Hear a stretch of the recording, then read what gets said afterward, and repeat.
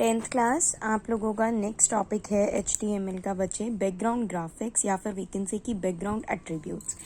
अब यहाँ से आप लोगों को ये सारे सिंटेक्स जो हैं ये मार्क करते हुए चलने हैं। ये आपके इम्पॉर्टेंट होते हैं राजे। जैसे कि बॉडी बैकग्राउंड, मतलब अगर हमने बैकग्राउंड में कोई भी इमेज सेट करनी है तो उसका सिंटेक्स क्या होगा, मतलब वो जो इमेज जिस फाइल नेम से पड़ी होगी वो .gif।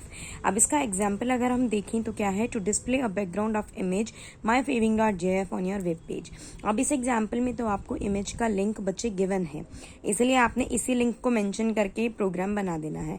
लेकिन अगर आपको बाय चांस यहाँ पर लिंक ना गिवन हो तो आप यहाँ पर कुछ भी दे सकते हैं, कोई भी लिंक दे सकते हैं। और अगर आप अपने कंप्यूटर्स और लैपटॉप्स में बना रही हैं तो और आपने कोई और इमेज ऐड करनी है तो उसी इमेज का लिंक डालेंगे जिस नाम से वो आपकी इमेज कंप्यूटर या लैपटॉप्स में पड़ी होगी। तो let's start with HTML, then head, then title. Title में यहाँ पर बैकग्राउंड, इमेज या कलर जो भी आप ऐड करना चाहते हैं। Then title close, head close. Body में चेंज होगा, body background is equal to inverted commas, जो लिंक आपको दिया हुआ था वो, फिर वो लाइन लिखेंगे जो भी आप प्रिंट करवाना चाहते हैं।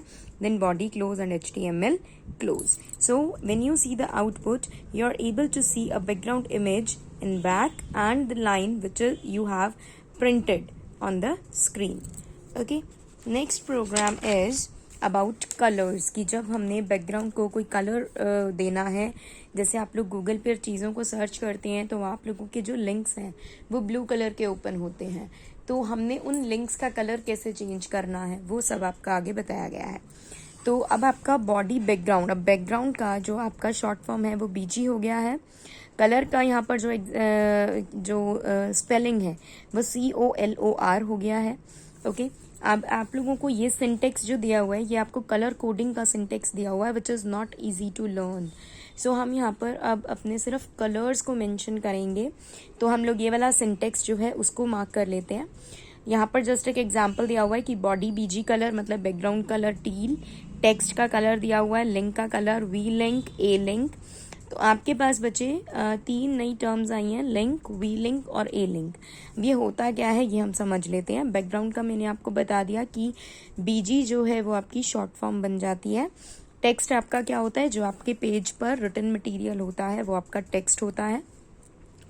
लिंक्स होते हैं कि that have not been visited, meaning कि जिन लिंक्स को आपने अब तक विजिट नहीं किया है वो लिंक्स आप लोगों के वो क्या होते हैं, आपके लिंक कहलाते हैं।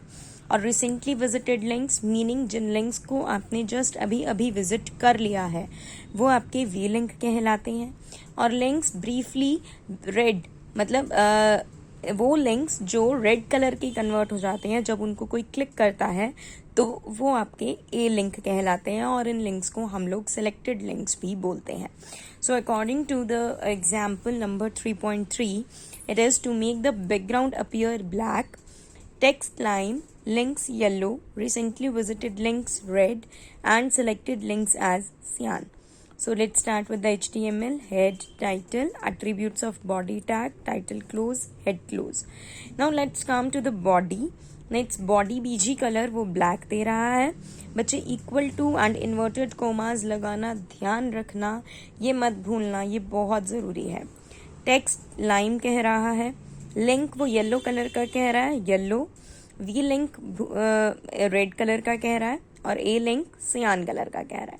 ठीक है, so equal to inverted commas हर किसी कलर को मेंशन करने के लिए हमने लगाया है। फिर जो लाइन हम लोगों ने प्रिंट करवानी है वो, फिर बॉडी क्लोज और HTML close. So let's see in the background. Background आपको ब्लैक कलर का दिख रहा है, टेक्स्ट आपको लाइम कलर का दिख रहा है। और जब आप बैक पेज जाएंगे तो इस पेज से रिलेटेड जो भी लिंक्स होंगे जब आप उन्हें क्लिक करेंगे या जो भी करेंगे तो वो आपको टेक्स्ट का कलर अकॉर्डिंगली दे देंगे जैसा आपने प्रोग्राम में मेंशन किया हुआ है। Next let's come to the margins topic. Okay, margin बच्चे जैसे आपका इस पेज पर भी प्रोवाइडेड है, top margin, left margin, bottom margin and right margin. ठीक है, चारों तरफ का मार्जिन आपको इस पेज पर प्रेजेंट है। तो इस पेज की भी फॉर्मेटिंग कहीं ना कहीं तो करी होगी तभी मार्जिन आया। तो वो कैसे करी है वो देखो, ये इस तरीके से, ये सिंटेक्स लगा लगा के इस तरीके से की जाती है। और एक बात और ध्यान रखिएगा, आप लोगों को जो भी वैल्यू प्रोवाइड करवानी है मार्जिन लिखते टाइम जो भी वैल्यू प्रोवाइड करवानी है वो या तो पिक्सल्स में या फिर परसेंटेज में, ठीक है, या तो पिक्सल्स में लिखेंगे या फिर परसेंटेज में लिखेंगे। अब एग्जाम्पल 3.4 में कह रहा है to make body text appear 60 pixels away from the top edge of page and 75 pixels away from left edge of page, so it's HTML head. अब वो क्या कह रहा है कि 60 पिक्सल्स तो टॉप एज से दूर हो और 75 पिक्सल्स लेफ्ट एज से दूर हो। तो टाइटल में क्या लिखेंगे, यूजेज ऑफ मार्जिन्स, टाइटल को क्लोज करेंगे, हेड को क्लोज करेंगे। अब बॉडी में टॉप मार्जिन वो इक्वल टू इन्वर्टेड कॉमर्स कितने पिक्सल्स कह रहा था, 60 पिक्सल्स कह रहा था। लेफ्ट मार्जिन में कितने पिक्सल, 75 पिक्सल कह रहा था। So left margin is equal to inverted commas 75 pixels. तो उसके बाद वो लाइन लिखेंगे जो भी हम लोग लिखना चाहते हैं, फिर बॉडी क्लोज करेंगे और HTML क्लोज करेंगे। Let's come to the output now. Output में आप लोगों के पास देख लो ऊपर से 60 पिक्सल्स अवे है और आपके लेफ्ट साइड से 75 पिक्सल्स अवे है, ठीक है। उसके बाद आपकी हैं बच्चे हेडिंग्स। हेडिंग्स आप लोगों की HTML में H1 to H6 टैग्स तक होती हैं और इनके क्या वो डिफरेंसेस हैं बच्चे कि H1 और H2 to up to H6 tags क्या रिप्रेजेंट करता है, डिफरेंट लेवल्स ऑफ हेडिंग को रिप्रेजेंट करता है और ये हमें ये बताता है कि आपकी कोई भी जो भी हेडिंग है वो किस तरीके से डिफरेंट है, तो मतलब टाइप फेस क्या है उसका, पॉइंट साइज क्या है, स्पेस कितना है दोनों हेडिंग्स में।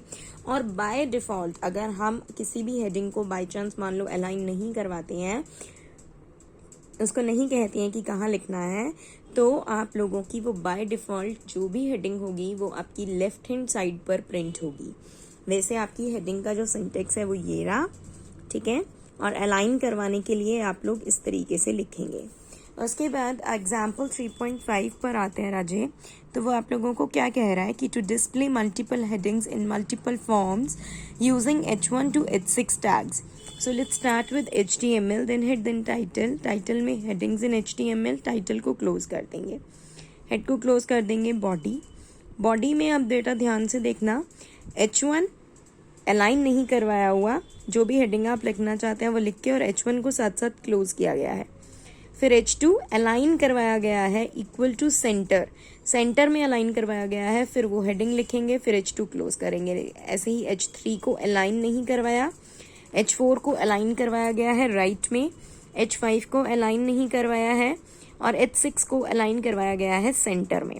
अलाइन कैसे करवाना है ध्यान दीजिएगा, H2 align is equal to centre और ये यहाँ पर ही क्लोज होगा, उसके बाद हेडिंग दी जाएगी। ऐसे ही H4 अलाइन राइट क्लोज किया गया, उसके बाद हेडिंग दी गई है और सारी हेडिंग साथ के साथ क्लोज कर दी गई है। फिर बॉडी क्लोज और HTML close. Now let's come to the output. Level 1 assign नहीं करवाई थी, अलाइन नहीं करवाई थी, तो अपने आप बाय डिफॉल्ट लेफ्ट साइड।